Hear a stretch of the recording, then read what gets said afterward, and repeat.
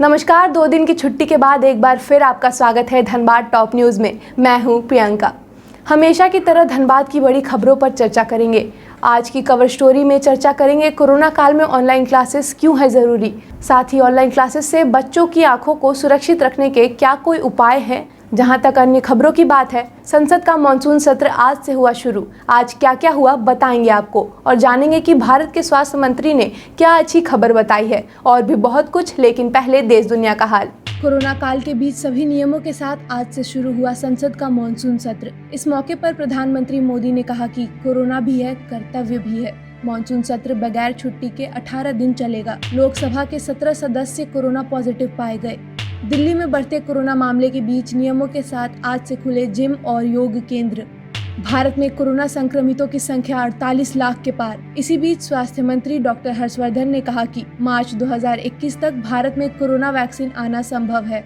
आज हिंदी दिवस है। हिंदी दिवस हर साल 14 सितंबर को लोगों को इस बात से अवगत कराने के लिए मनाया जाता है कि जब तक वे हिंदी का उपयोग पूरी तरह से नहीं करेंगे, तब तक हिंदी भाषा का विकास नहीं हो सकता है। इसी दिन हिंदी को देश की राजभाषा का दर्जा प्राप्त हुआ था। आज कई देशों में लोग हिंदी बोलते हैं और एक अध्ययन के मुताबिक दुनिया भर में बोली जाने वाली तीसरी सबसे बड़ी भाषा हिंदी है। सप्ताह के पहले दिन सेंसेक्स 178 अंक और निफ्टी 42 अंक गिरकर बंद हुआ। सोने की कीमत 450 रुपए प्रति 10 ग्राम बढ़ी, तो वहीं चांदी का दाम 400 रुपए प्रति किलोग्राम बढ़ा। अब एक नजर आपके राज्य झारखंड की 3 बड़ी खबरों पर। झारखंड के 12 नक्सल प्रभावित जिलों के 2350 सहायक पुलिस कर्मियों ने तीसरे दिन भी स्थानीयकरण की मांग को लेकर प्रदर्शन जारी रखा।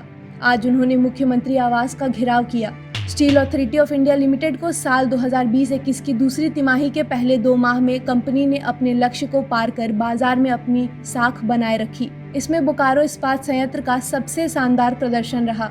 झारखंड में एक दिन में 1014 नए कोरोना मामले आए सामने। 13 लोगों की हुई मौत, जिसके बाद झारखंड में कुल कोरोना संक्रमितों की संख्या 61,474 हो गई है। तो ये थी देश दुनिया और झारखंड की खबरें। अब नजर डालते हैं धनबाद की खबरों पर जो आज सुर्खियों में बनी रही।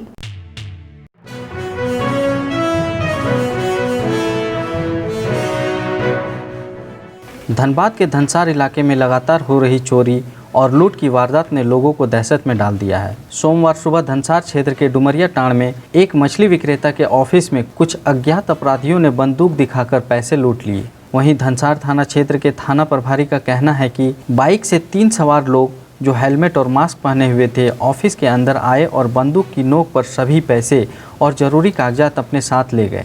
पुलिस हर कोन से मामले की जाँच कर रही है।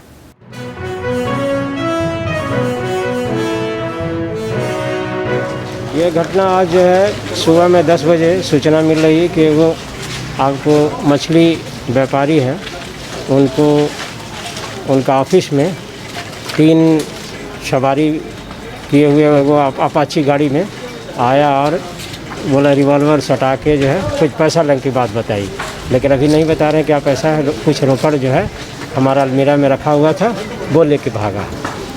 जो अपाची में 3 सवारी में था। हाँ, अपाची था, आपको पीला रंग के जो है अपाची था। तीनों जो है अभियुक्त जो है आपको मास्क पहने हुए था, मास्क का हेलमेट पहने हुए। कौन जगह ये हुआ? ये माता दी मंदिर जो है डुमरिया टाइम, हाँ, मनेटा वाला जाने वाला रास्ता जो है वो क्या साजिश?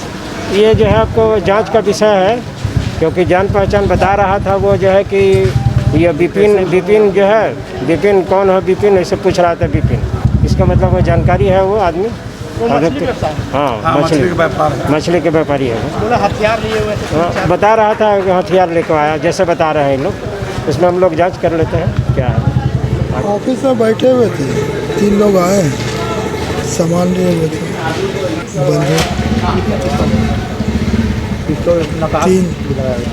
तीनों के पास था, नकाब लगा हुआ था, कुछ पैसा था वही लगा। गिनती का नहीं है लगभग, अभी नहीं बता पाते, आकलन नहीं कर सकते। कितने बजे घटना है? 10 बजे। 10 बजे मछली का गाँव, मछली होता है।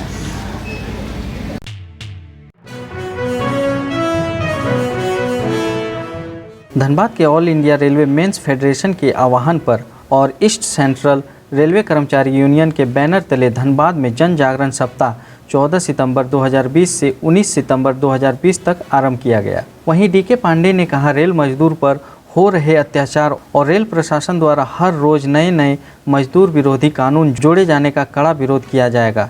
केंद्र सरकार द्वारा रेल कर्मचारियों को 50 से 55 वर्ष उम्र या 30 वर्ष सेवा के आधार पर मनमाने तरीके से सेवा पुनः निरीक्षण करने, रेल को निजी ऑपरेटर के हाथों सौंपने, उत्पादन इकाई को निजीकरण करने और कई मुद्दों को लेकर विरोध प्रदर्शन किया।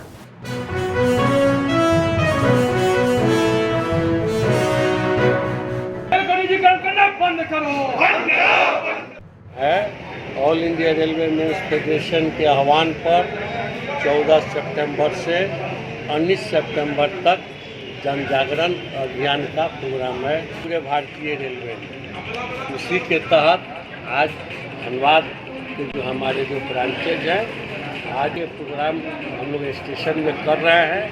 इसका मुख्य कारण है रेल बचाओ देश बचाओ। आप तमाम लोगों को जानकारी है कि रेलवे को किस ढंग से धीरे धीरे इसको प्राइवेट हाथों में इसका पूर्ण निजीकरण की तैयारी भारत सरकार और मंत्रालय कर रही है। कर्मचारियों की जो छटनी का आप दिन रात देख रहे होंगे मीडिया में, अखबार में, कि 30 साल नौकरी 50 साल 55 साल का उम्र हो जाने के बाद सर्विस रिकॉर्ड या उनके परफॉर्मेंस बेस पर उनको रखा जाएगा कि नहीं रखा जाएगा। जो ऑलरेडी जो वैकेंसी है, नया वैकेंसी क्रिएट करने की भी बात नहीं है। 50% वैकेंसी को सरेंडर कर दीजिए। अभी अभी जो दिन रात जो खबरें जो आ रही हैं सरकार की तरफ से कि कोई जॉब नहीं, कोई जॉब क्रिएट नहीं होगा। आने वाले दिनों में जो लोग ऑलरेडी जॉब के लिए अप्लाई भी किए हैं उनका भी जो है सो रिटर्न होगा। ये स्थिति है। कोई भी संघर्ष कर अगर जरूरत पड़े तो हम लोग अपने जीवन का सर्वोच्च कुर्बानी देकर हम लोग रेल को बचाने का काम करेंगे। लेकिन इसको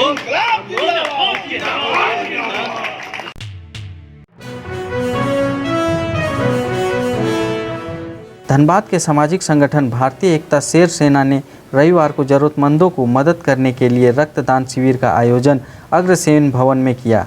हीरापुर अग्रसेन भवन में लगाए गए शिविर का उद्घाटन अनुमंडल पदाधिकारी सुरेंद्र कुमार ने किया। पीएमसीएच ब्लड बैंक के सहयोग से भारतीय एकता शेर सेना द्वारा आयोजित रक्तदान शिविर में बंगाली कल्याण समिति, सर्वधर्म सामूहिक विवाह समिति, हीरापुर चैम्बर आदि ने सहयोग किया।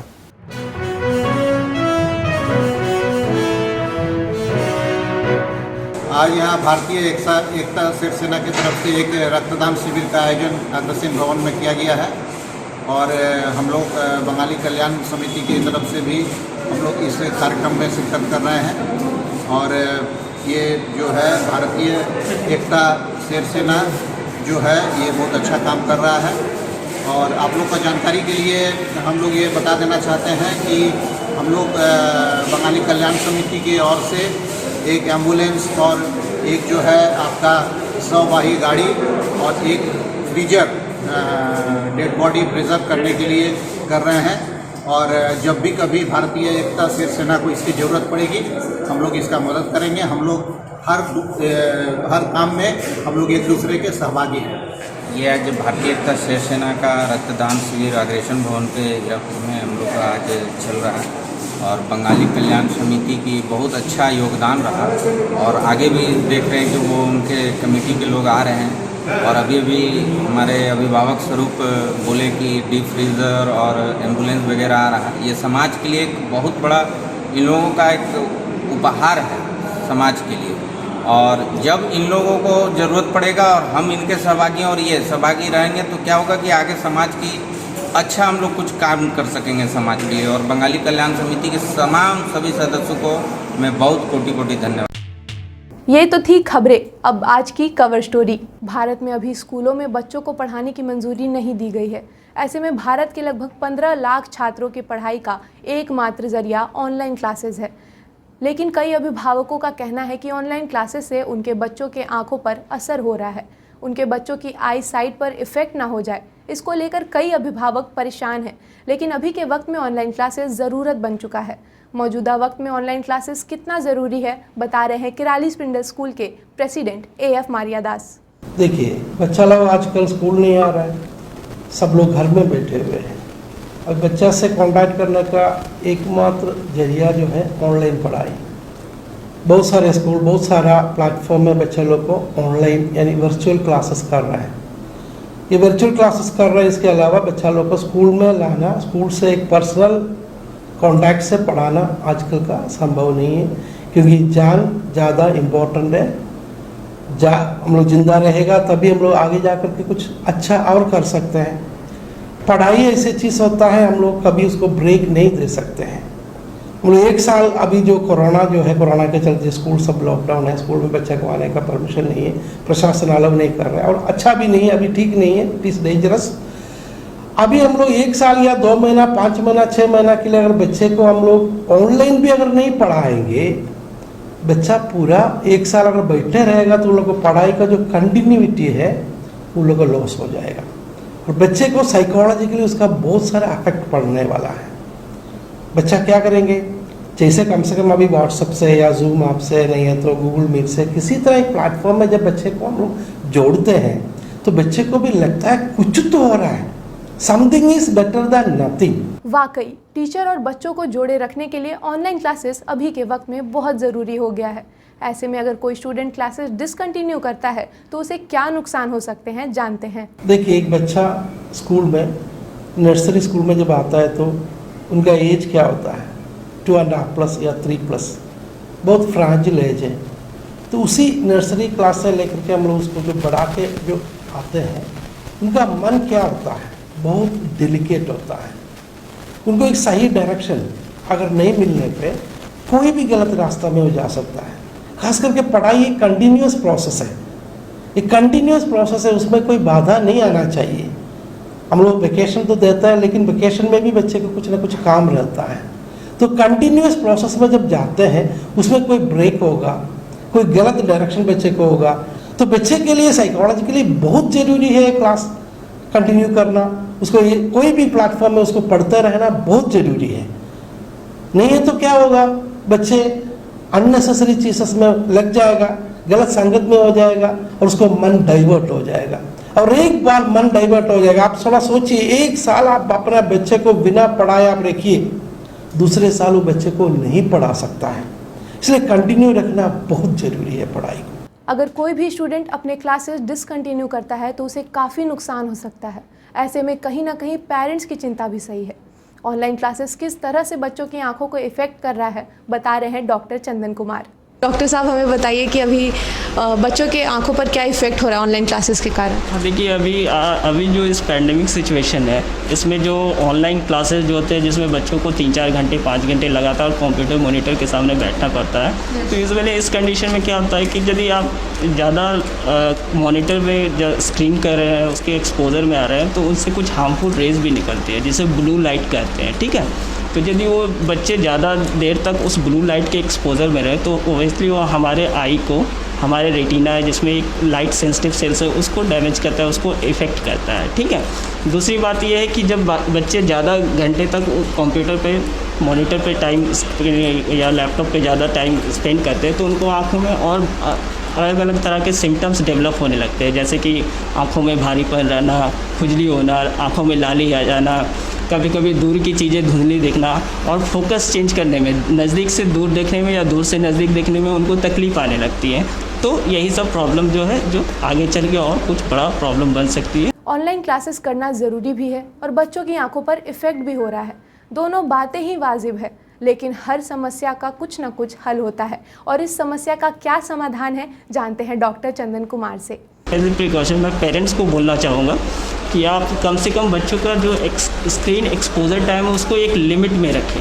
ठीक है, दूसरी बात है कि यदि आप देख रहे हैं कि बच्चे ज़्यादा देर तक पढ़ना लिखना ऑनलाइन अभी चल रहा है तो उनको एज ए प्रोटेक्शन एक प्रोटेक्टिव ग्लासेस ज़रूर दिलाएं।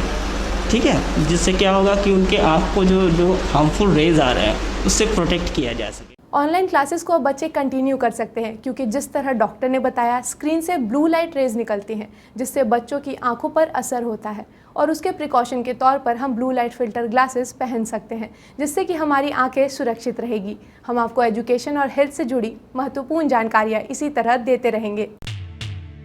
मौसम में आए दिन हो रहे परिवर्तन और अचानक हो रही बारिश ने लोगों को थोड़ा परेशान किया है। हालांकि आज सुबह की शुरुआत हल्की धूप के साथ हुई, पर जैसे जैसे दिन चढ़ता गया गर्मी के स्तर में थोड़ी बढ़ोतरी देखने को मिली। आसमान में बादलों का डेरा रहा जिसके कारण धूप छांव की स्थिति बनी रही।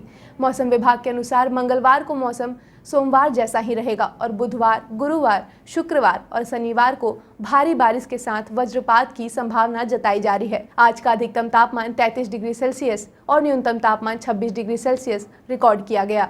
आप अपने आसपास की घटनाएं और समस्याओं को हमें व्हाट्सएप कर सकते हैं। हमारा व्हाट्सएप नंबर है 9334210302।